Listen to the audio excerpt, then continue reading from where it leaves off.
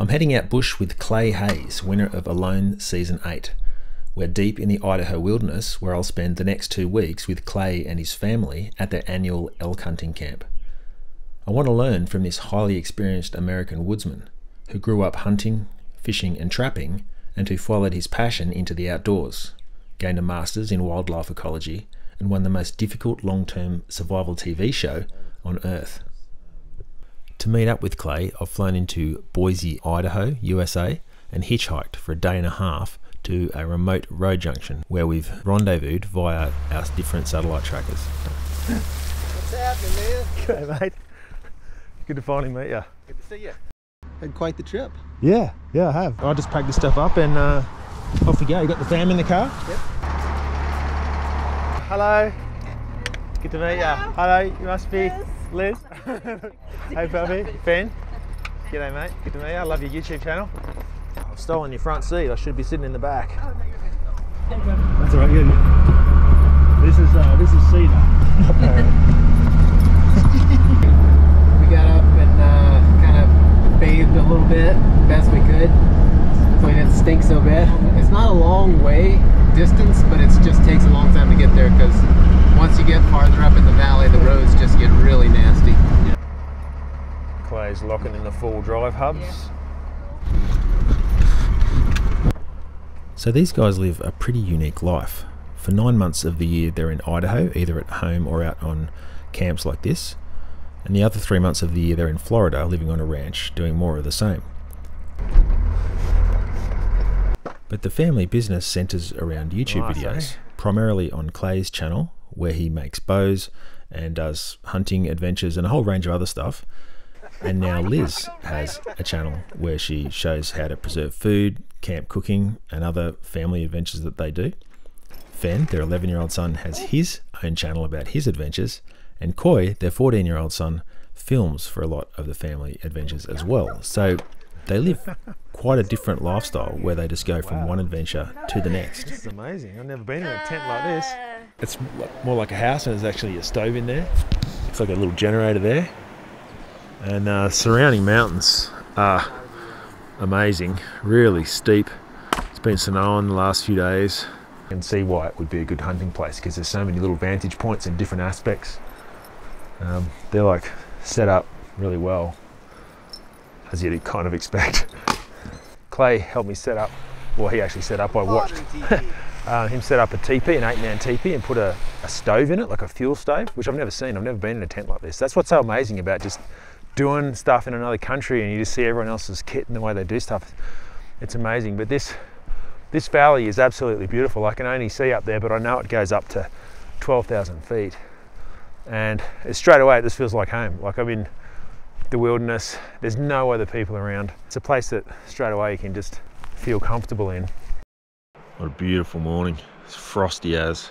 Just had a coffee with Clay in his tent. What I would also practice is just doing it from not even pulling it out of the holster. Oh yeah. And so if you're walking through this creek bottom here, your visibility is at best 5 yards, and a bear is like on you like that. And the difference between that 1 second that it takes to draw and click versus just and shooting like right here, I mean that could mean the difference between the bear getting on you and not.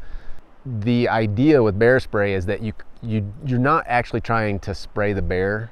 I mean you can if they're that close to you, but you want to create a fog in front of you that the bear's coming through. And when they hit that fog, you know, they're breathing, their eyes are open, and it's basically pepper spray. Yeah. So they run through that and then experience all that burning, and then they, you know, it deters them. So can you describe what happened with On Alone, with your bear? Out of the corner of my eye, I see movement, and I look, and this bear is, when I first see him, he's probably 100 yards out, and he is just like coming. I mean, dead run, coming at me. Like just instinctually, I threw the bow down, put the camera in my left hand, pulled out the bear spray, and then I actually ran towards the bear because there was a big spruce tree that I was gonna use for cover. Yeah. And so I got the tree in between me and him, and he stopped just like from here to the willows on the other side of that tree. And so I'm standing here like this with the bear spray and the camera, and I can't quite see what's going on because the tree is between us, but he stops, and then I see him make a movement to my left, so I just point the bear spray and just hose that area down. And because I didn't know I thought he might have been coming around that side of the tree to me, and it turns out as I looked at the footage, that movement that I saw was just him turning to leave. So there's the wood burning stove, a couple of camp chairs, everything drying out up high, camp beds, a very well thought out kitchen. Yeah, pretty cool. Is that the bow you took on alone? No, I actually took that one to British Columbia, but I took another one as well. I ended up taking the other bow. Yeah, cool. I was shooting the other one better at the time.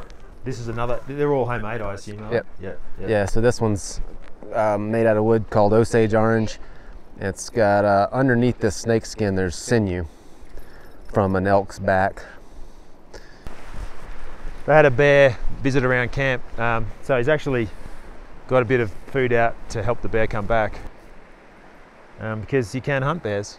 Peter did. And Tripping holes. there's a little trail cam to see if anyone visits.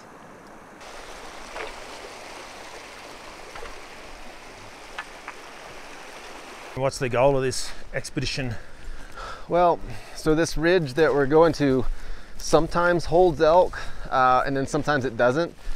I don't have any idea if there's any elk up there right now, but when we get up high, even if there's no elk, it's gonna put us in a good position to look at a lot more country. They're so big, when they're close to you and they're facing you and they bugle, it's like they resonate. You can almost feel it vibrate in your chest. Nothing else quite like it. We're at about 9,000 feet, you reckon? Yeah, right here, probably 83, but we'll be at 9,000 up here. The elk will get up and they'll start feeding inside the timber, if there's timbered cover but grass, sparse trees, the grass will grow in there. Yeah. They feed in the timber until the sun starts to really get low, and then they'll come out into the opening parts. This sap here, anything useful that looks fresh that I can get? Oh yeah. Anything useful with this? So these are all Douglas firs. All the conifer saps are antiseptic. They're great for if you have a cut or something, you can smear it in. I don't have any cuts on my hand, but if you have something, you can smear it in there, and helps speed up the wound, or speed up the healing process. So how's this useful for starting fires? So all the resins in the conifer species are very, very flammable. They would actually make, not from this species, but from longleaf pine in the southeastern US, they would make turpentine. You take this stuff, melt it, and mix it with other tinders like dry grass or moss or anything like that, and it's just gonna, if you've ever used like a cotton ball in Vaseline, it would be very similar to that, but with all natural material. I'm quite familiar with the plants and animals in Australia, but America is mostly new. So it is such a great opportunity to learn from someone like Clay, who's been doing it his whole life and studied it at university, and also learn about it through his lifetime in the woods. I mean, I've seen tracks of several mule deer. So that's mule deer scat, is it? Yeah. In front of your toe? It's probably this morning. Okay. It dries out pretty quickly in this dry air, but if you take the exterior off, still really gooey inside.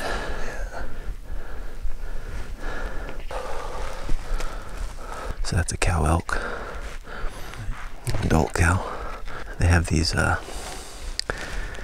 little teeth right here they call ivories, and you ever see the I think they're Asian deer, they call them muntjacks. They have they actually have like canine fangs on a deer. They're like wicked cool. They're like these that long. They're like super cool fangs, but those little ivories they're bigger on a bull, but they're vestigial tusks from way back in the evolutionary history of elk. They actually had those longer canines.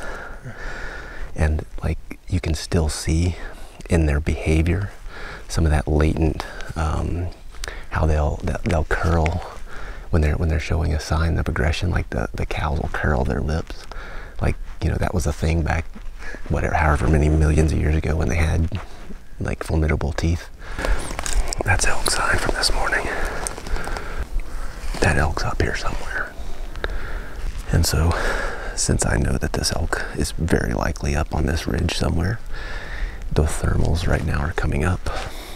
I don't want to keep walking on this path because we could walk right into a herd of elk, and if we do that, we blow our chances. In Australia, it's pretty easy to justify hunting because we mostly hunt non-native invasive species which are damaging the environment. But over here in the US, they're hunting mostly native animals like elk that Clay is hunting now. So I'm keen to understand the way that Clay justifies the sustainability of it, particularly considering he has a master's in wildlife biology and he also hunts. So this trip is going to allow me to hopefully answer that question. So it's probably 5:20. So these elk ought to be getting up and kind of milling around, and a lot of times you'll see them in the shaded part of the, like just in the edge of the timber in the shade. They don't like to get out of this open stuff until the sun's off of it. You don't have to spend long with Clay to figure out that he's not just here to get meat. He's here to have that full woods or bush experience, alone or with his family or close friends, just being out here in this beautiful wilderness area, being quiet, taking your time to walk through the bush or the woods, whatever you want to call it, and just soak in your surroundings and those little details of everything going on around you. Can't get that view on your couch.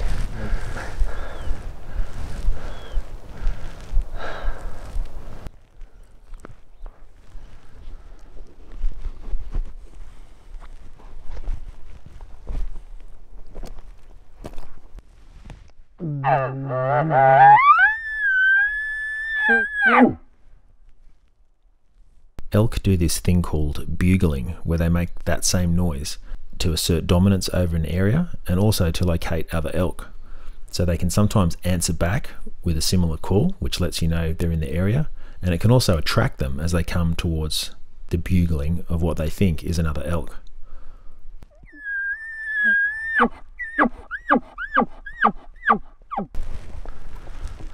No way we could get to them even if they did bugle down there.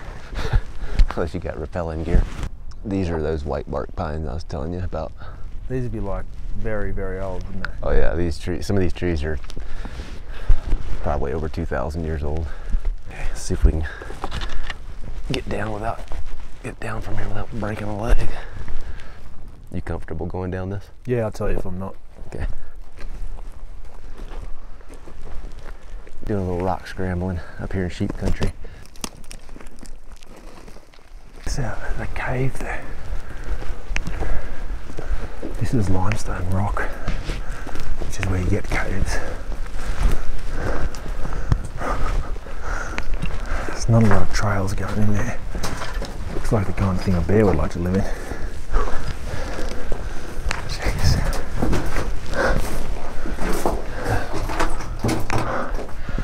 Nice little campsite. Yeah. I've always thought it'd be super cool to come up here like when it's really snowing a lot and just camp here. That'd be a cool video.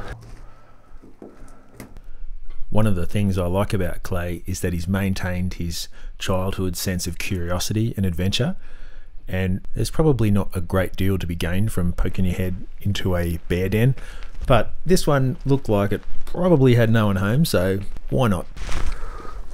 I don't think it goes very far in there. It's going in with a head dodge. Come grab me by the feet if I get mauled.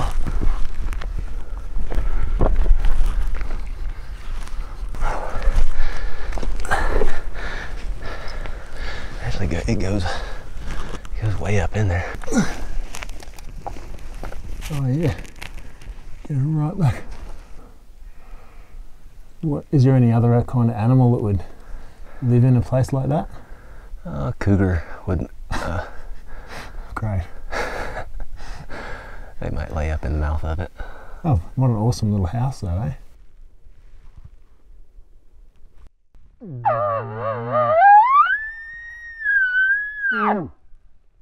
Just a diaphragm call. It's got a little piece of latex stretched across that latex, and it makes a squeak, and you can just kind of manipulate how it sounds. And then the tube is just they sell tubes, but this is just a wiffle ball bat with some camo tape on it. Look down there. Straight down. Mule deer. Up and down there. It's a little buck, a couple does. Good spot. Are they something that you target or not? I don't have the right kind of deer tag for them. Oh, right, yeah. So there's two different deer tags. We have whitetails and mule deer in Idaho. And one tag you can get, it's called a regular tag. You can actually hunt either species, but the season ends November 3rd, and that's before the rut for either species. And so I get the whitetail tag, and I can only hunt whitetails, but my season goes much longer. And that's that kind of complexity and nuance of that system kind of working, isn't it? Yeah. So mule deer are typically like more, they're lower productivity. They don't pump out the fawns like whitetails do. Whitetails are just like super productive. Where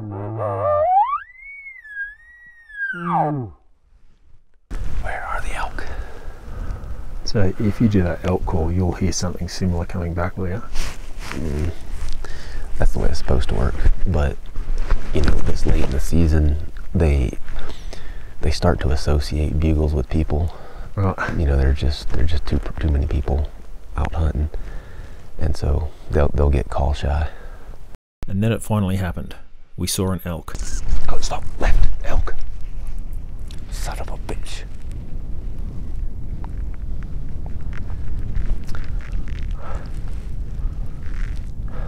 Must have just came through that saddle.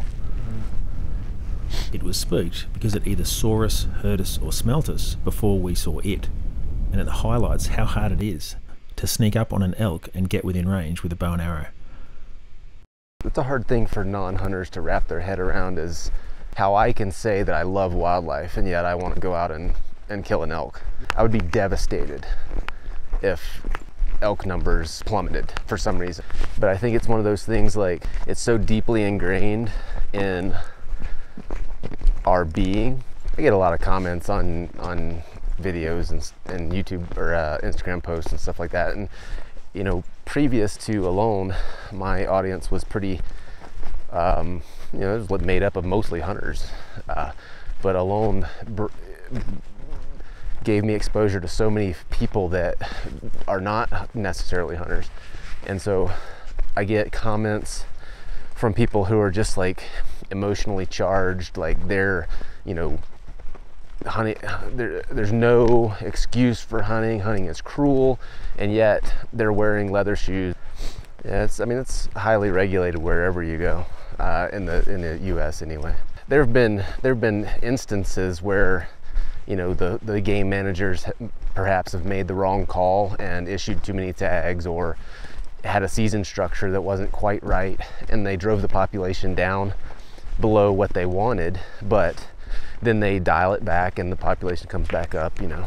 Yeah, and that's a mature system. Mistakes get made, lessons get learned. Yeah. The biggest problem is our population. If it wasn't so big, it wouldn't be such a problem. Yeah. It just keeps getting bigger, and that's another thing that no one wants to really talk about. Yep. That's the problem with everything. Everything. Yes. Is there's just too many people. Dinner.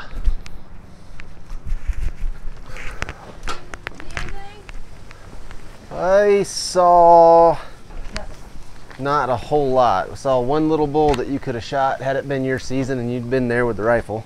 So burgers, potatoes, and salad for dinner. Awesome. So looks like we're going for a walk in the morning. Right, I'm back in my tent, and that afternoon went pretty much how I'd expected, really. Like, it's kind of like a military operation. Like, you know, Clay's not a small talking guy. He's out there, we're hunting, we're walking quietly, we're observing, we're not complaining about, you know, how hard it is or anything. It's like being in an infantry section. That's good. I like that. I like discipline.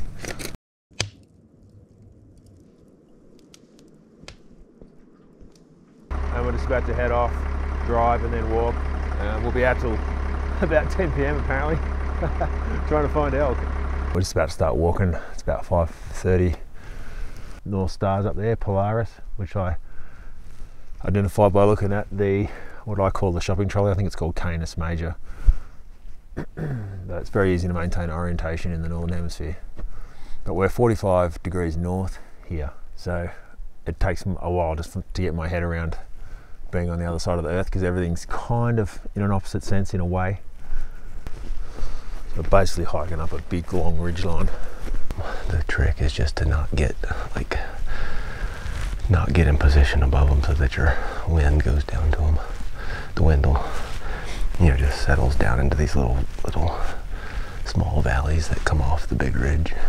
Hopefully we can hear one bugle from up here somewhere and then make a plan.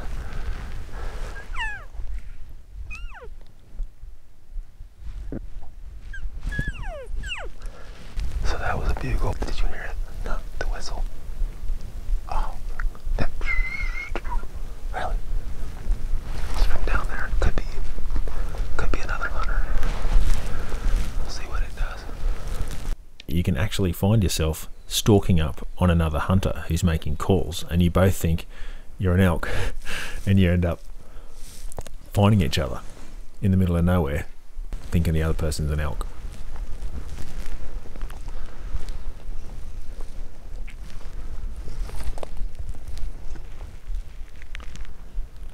So we just had an elk down there.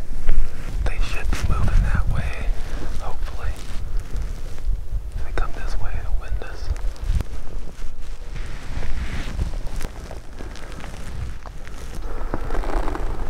So this is from last night. First of all, it's frozen, but really fresh, minutes old stuff will have a mucus on it that dries pretty quickly.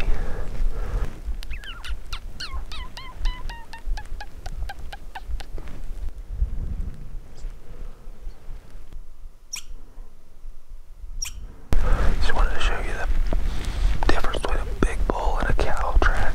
So that right there, that's a big bull. A cow, even a big adult cow will be, so he's like a third, his tracks will be a third bigger.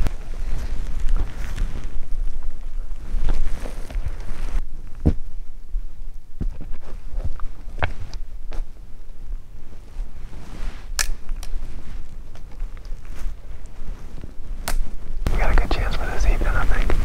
So we'll hang out here till late afternoon, you reckon? So generally what I do is get up at 4 a.m. to hike up a mountain and sleep all day, then hike back down in the dark. Elk tend to lay low and remain stationary during the middle of the day, so Clay prefers to rest during this time. Most elk hunters would just push right up into where those elk are right now. In my experience, your odds of success go way, way, way, way down. I mean, it's a very slight chance that you'd get a shot if you pushed up into their bedding area. I prefer just to wait until they're active again and out moving. Have a much higher chance of getting close to them if they're in that transition between bedding and feeding, or feeding and bedding. So I've just had a 2 hours sleep and I'm going to try some of Clay's pemmican. I watched one of his videos about pemmican, and correct me if I'm wrong, but it's basically meat and berries dried out completely and then added with lard to suck in all the moisture back in, yeah? Yeah, so it's this is made with beef tallow. Lard wouldn't work so good because it doesn't solidify. It's hard to describe. It's nice. It's hard to describe though. Yeah, kangaroo's 2% fat. I bet they'd have some good sinews. They do, particularly in the tail. Yeah, really long. Yeah, pull them out, and they're awesome for binding up spears.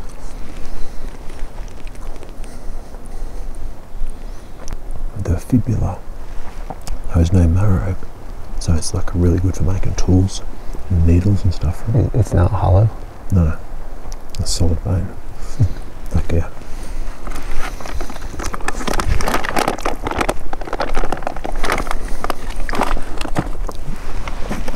that's good. It's different than what you would normally get here. I think it needs a little bit more like spiciness. I approve. This is an avalanche fall line. In the winter, avalanche comes down, squashes all the trees over, takes all of the branches off this side.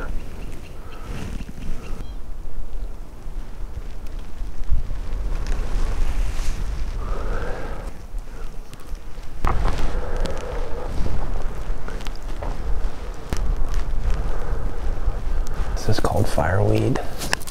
There's a bunch of different uses for it. The flower, like the seed heads, are good for like catching sparks. Yeah. The leaves in the springtime are edible, and you can wilt the leaves and make a tea. Oh, cool. The root is really good for like digestive health. Even juniper berries, I think.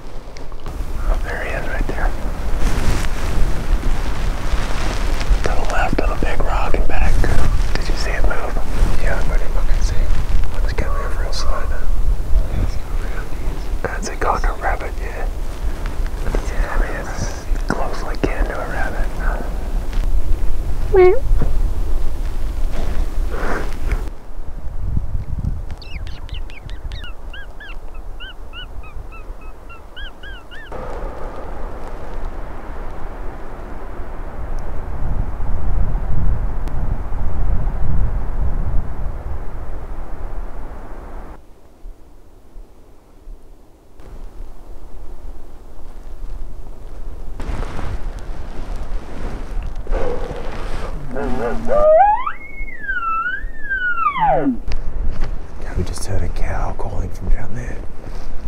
So he's now setting off at pace because we're running out of light.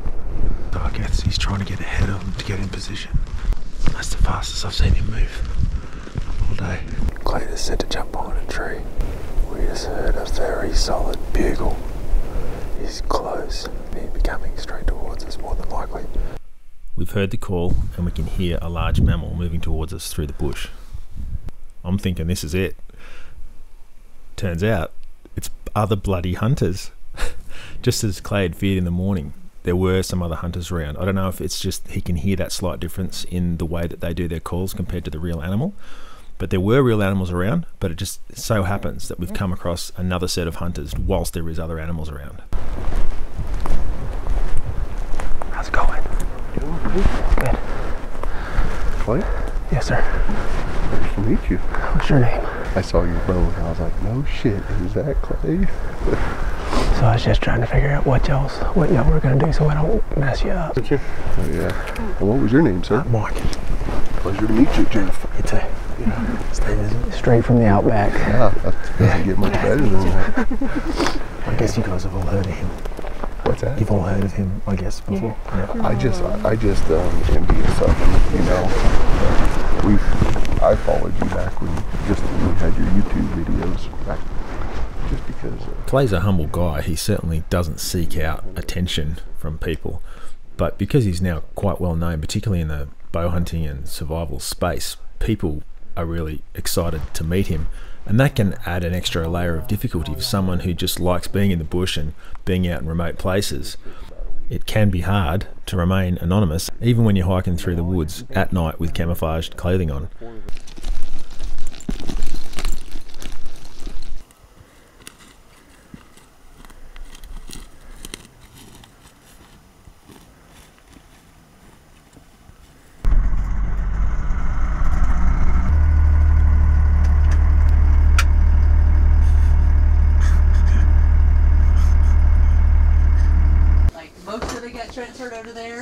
there is 3 days that's in a calendar. Alright, we're having a sleeping day today, which I'm certainly happy with. Clay's got an electric bike. I don't know if he's just going for fun or whether he's doing a little recce. I did a podcast with Clay, I'll put a link in the description. He talks about freedom and how he's attained freedom in life. I think he has. This is what he loves doing.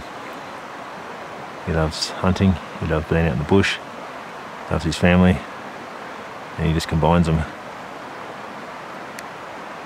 24/7, 365 days a year, with plenty of editing in the meantime, but that's par for the course really. And he's got a cool dog. And what else do you need?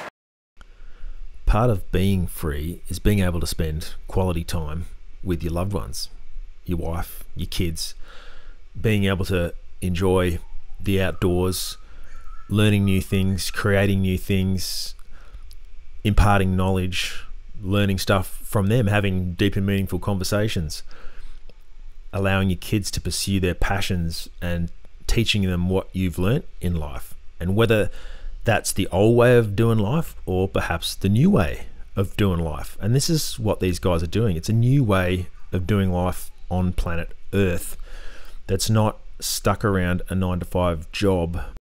They're able to do what they want to do. As long as they make content about it, it allows them to go and do more of what they want to do. And these guys really are a close-knit family, and they really do appear to be living the dream. I'm sure it's not all perfect. There's struggles with homework and all of the other kinds of things that happen in life, but overall, I'd say this is a really fulfilling way to live your life. I also did a podcast episode where I spoke to Liz, so I'll put a link in the description for that as well, where she just covers what it's like from her perspective.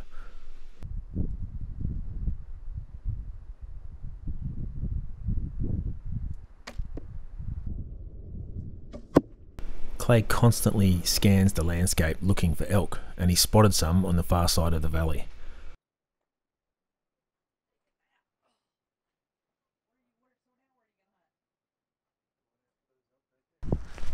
What? I got Mike. I don't need cameras.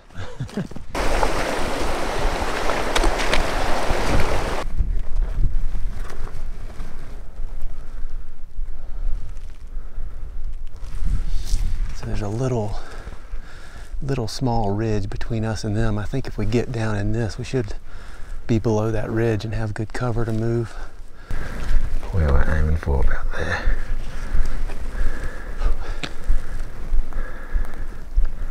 Just kind of take it slow and steady. See what they do.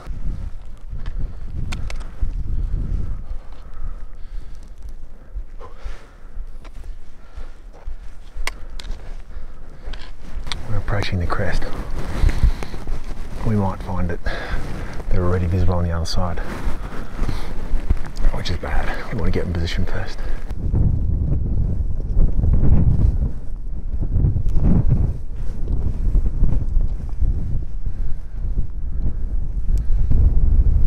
Stop. Up the hill, straight up the hill.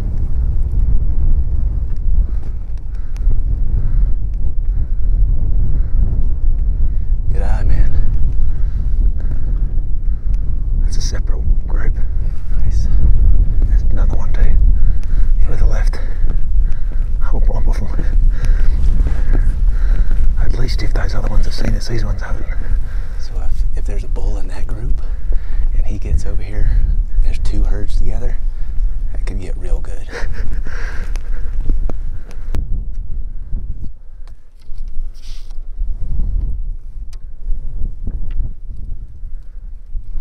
Good to be ready.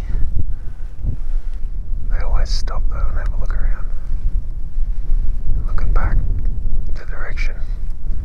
Always checking behind them in case someone's following.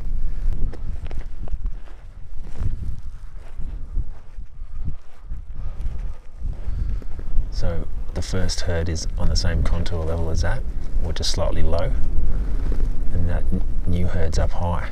So they're probably going to join together, or perhaps they will join together. And that's what Clay was saying, that's really good because then they're quite distracted.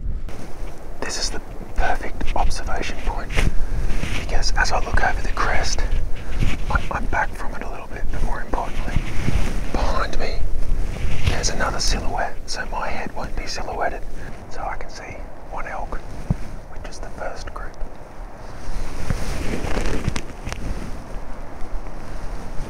Clay's down there. I've come back here because he might have to swap sides, and I can't. If I move down there, I might give it away. So he's basically going to stay in that position until hopefully they come past.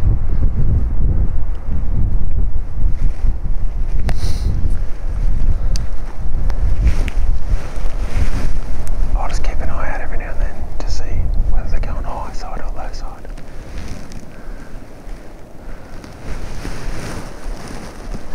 Because I could see from my position that they were all stationary, Clay came up to where I was and had a look over for himself. But as this was happening, we heard two loud bangs, which to me sounded like a gunshot or an explosion.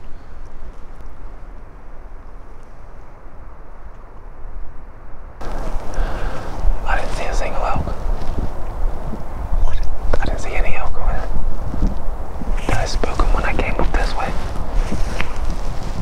They've all disappeared, just like that. There was 2 gunshots about 10 minutes ago. I wonder whether the gunshots scared them off. There were 2 ATVs came down the road. Yeah. They stopped. 3 guys got out. They walked. 2 guys stopped at the fence. 1 guy came on this side of the fence, laid prone in the sage, Are you kidding? and shot twice. And That's over miles. yeah, it's Well, like not miles, but it's a kilometre. I bet they were shooting at this freaking bull. With the elk gone, there was nothing else for it but to start walking back to camp. As we got to the bottom of the hill, something happened which allowed us to fit the whole jigsaw puzzle together.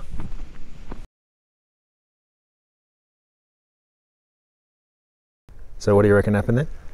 All right, so we were coming back down, and we just bumped Analou Buck off this hillside, and that's I guess that's a reasonable shot. Yeah. That's 500 yards. Yeah. So just luck of the draw, I guess, unluck of the draw. Those guys presumably were shooting at this antelope. The elk were right behind the antelope, spooked the elk off. Apparently didn't get the antelope because they didn't come over here and get it, and one just ran off. So that's where they shot from there. Yeah. And that's the hillside right there, which is much more within range. Yeah. There you go. Well, Detective. there you go. I mean, what are the odds? What are the freaking odds? There's one antelope. Yeah. One freaking antelope, and these guys see it. And is that the only gunshot you've heard in 2 weeks? Yeah. Yeah. Oh man. Holes are all over the place. That's a badger hole. Yeah. Just for scale, that's the stocks. Doesn't look like he's used it for a while. Yeah. Sometimes you'll see them. He's probably digging up squirrels. I mean, you see there's another hole right here.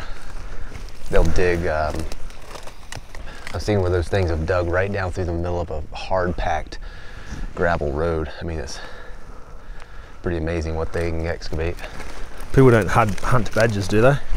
I mean, you can shoot them. They'd have a kind of a cool hide if you wanted to, but the meat would be pretty gross. There's another hole right there. They're real musky.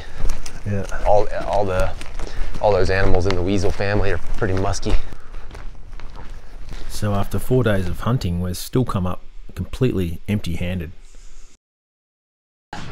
Top crew went off, and then it took about 10 minutes probably for the bottom crew. The second gunshot, I guess, got the bottom crew, and then they all went. Oh, I'm back in bed. And I've got that super tired feeling where your legs, like they've been hiking all day, and your feet kind of feel like pieces of meat that have been smashed around inside your boots all day, and they're just kind of enjoying being out of boots and just relaxing in the sleeping bag. And it's just a kind of tiredness that's really, really enjoyable for the 5 minutes before you just go to sleep like that.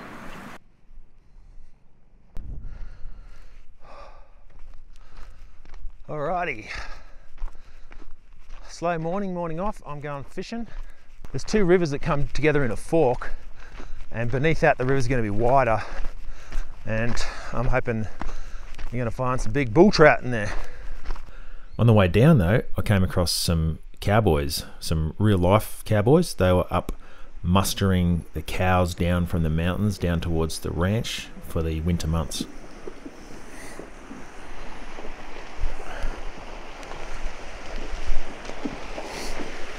What's your channel called? We'll look you up. Outback Mike. So you're just trying to get them down for the winter, are you? Yeah. Yeah. We already gathered most of them out of here. I've got a drone. If I flew it, 20 meters away, with your horses freak out or not? The wind's blowing good enough, they probably won't hear it. Yeah, okay. All right. Well, if they look a bit spooky, I'll back it off. But yeah. It'll make good for you. Yeah.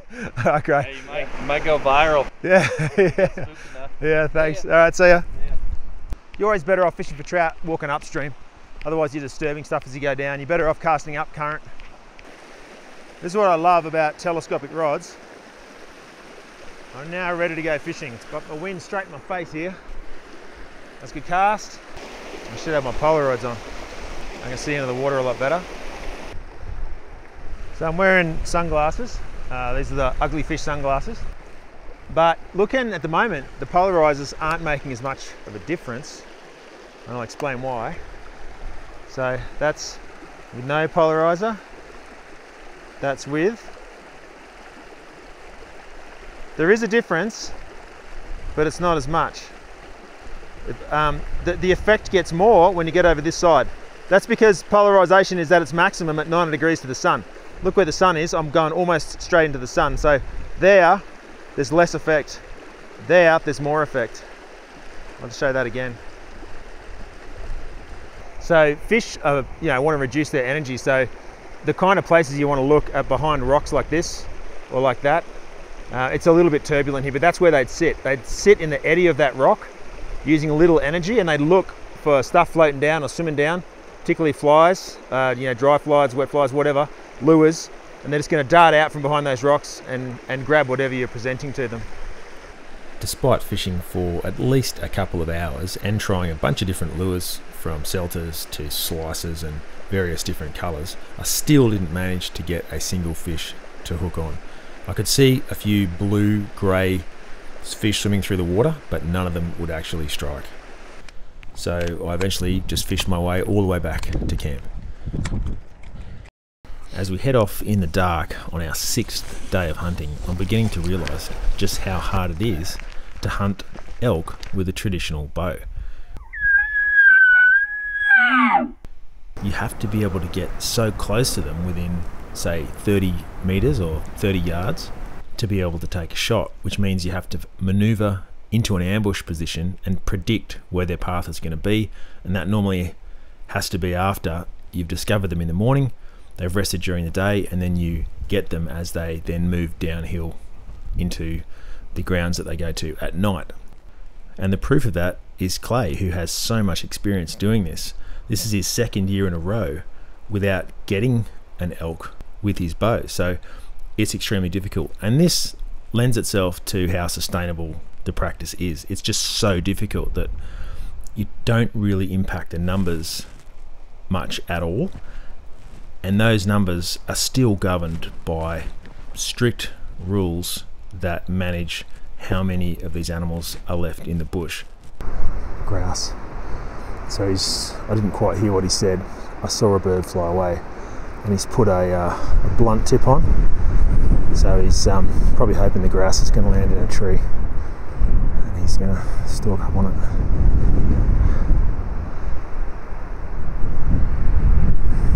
You can see it, I reckon, because he's got his hand on the string. He's getting in position. Oh. I heard it fly away. Just under it. It was a miss, but there's hope yet, because the biggest elk and the closest we get is yet to come on this trip, and it's going to be today. But before we get there, we're just checking out this magnificent blue lake that Clay is taking me to. We're going higher and higher, the highest that we've been on this trip, mostly above the tree line, to this beautiful glacial lake. It's hard to imagine a better place to wait out the day for the elk to start moving around again in the evening.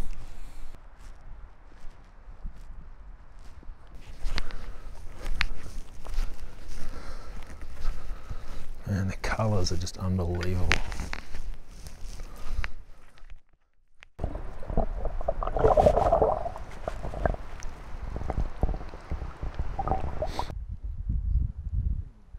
Yeah, I've got it.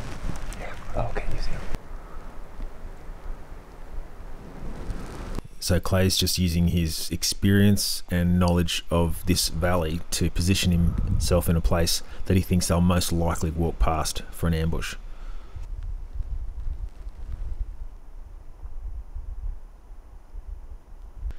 And then we see it, a full-sized bull elk, the only one I've ever seen, and it's exactly the kind of thing Clay was hoping for.